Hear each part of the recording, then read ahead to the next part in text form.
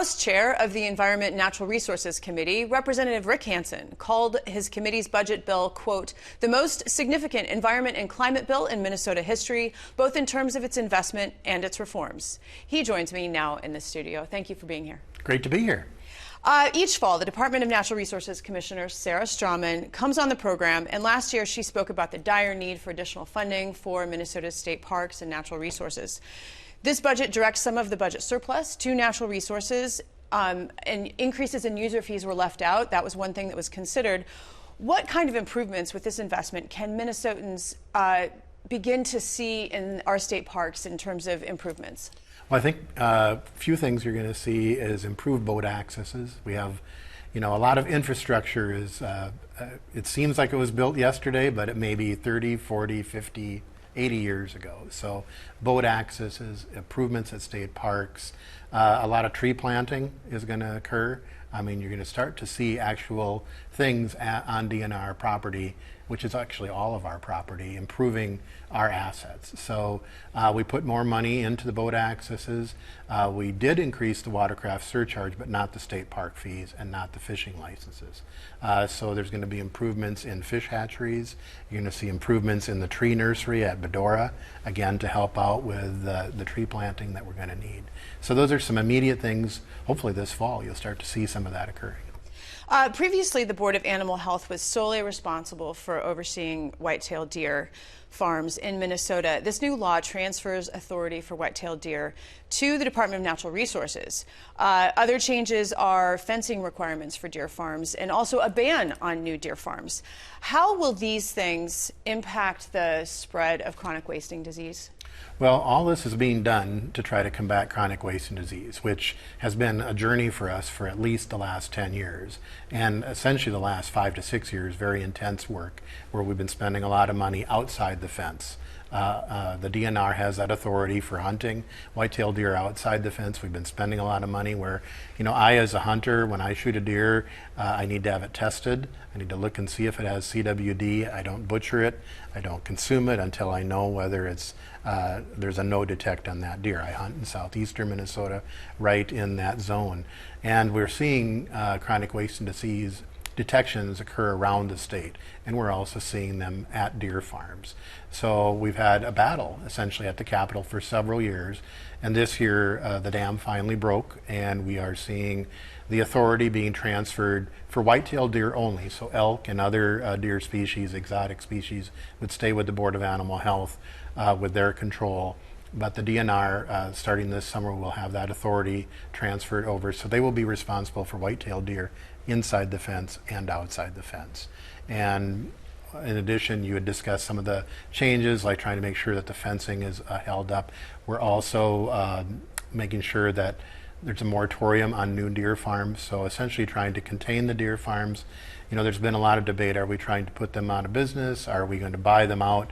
We really think that there will continue to be some deer farms. We just want to upgrade the professionalism and the ability for to protect the wild resource, which again is the public resource for Minnesotans. And deer hunting is a huge business in Minnesota. We have 450,000 deer hunters. It has an ecological impact if that had stopped, if people stopped deer hunting because of chronic wasting disease. So these reforms we feel are really needed. They've been developed over many years, and this year they became law. According to the DNR, individual invasive carp have been caught as far upstream as Pool 2 in the Mississippi, here in the Twin Cities, in the St. Croix River near Oak Park Heights, and downstream of Granite Falls in the Minnesota River.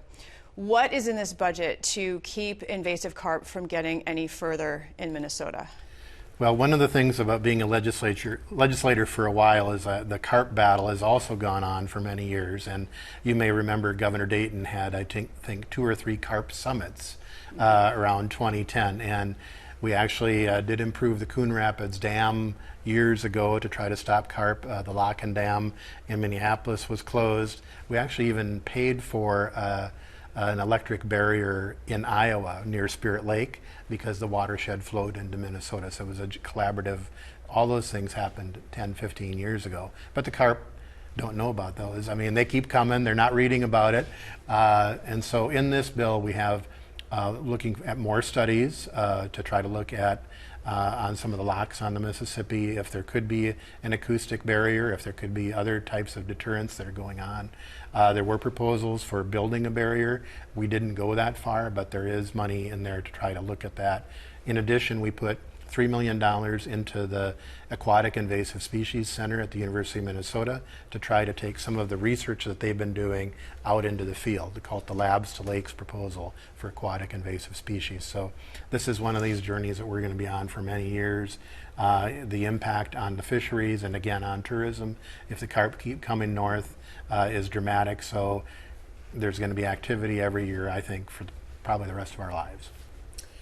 This bill, beginning as early as January 1st, 2025, would either completely ban or require disclosure of the use of the synthetic chemicals that are known as PFAS, or forever chemicals.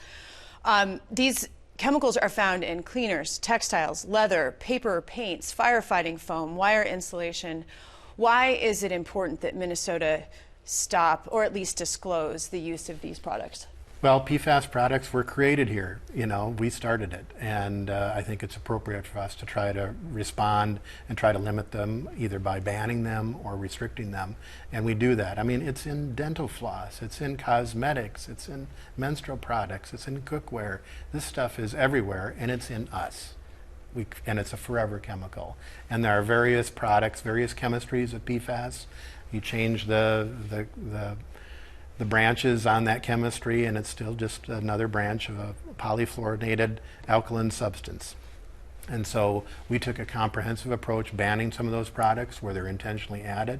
We also discovered during this that there was PFAS in pesticides. So the ag department has gotten involved, because if you're spreading the pesticides for weed control and there's PFAS in it, and we're banning it in dental floss, we're banning it elsewhere, we have to restrict the use. Prevention is better than cleanup, is when we're working in the environment. And if we can prevent those chemicals from getting into the environment, and there will probably still be some things continue to be made, defense industry, semiconductors, those type of things, but where it's not essential, let's not have it, because it's in us and it's going to be there for a long time. We're dealing with it in landfills, water treatment. We've also provided some rulemaking for looking at how do we deal with wastewater, how do we deal with these chemicals in terms of their health risk limits. So the federal government's acting, how do we act, and how do we react, and how do we partner to work with this? I'm on the bonding committee, we're seeing city after city come to us and say, we've got to get the PFAS out of our wastewater. Well, the best way to get the PFAS out of our wastewater is not to get it in the water and not to get it in us. So this bill goes a long way to that.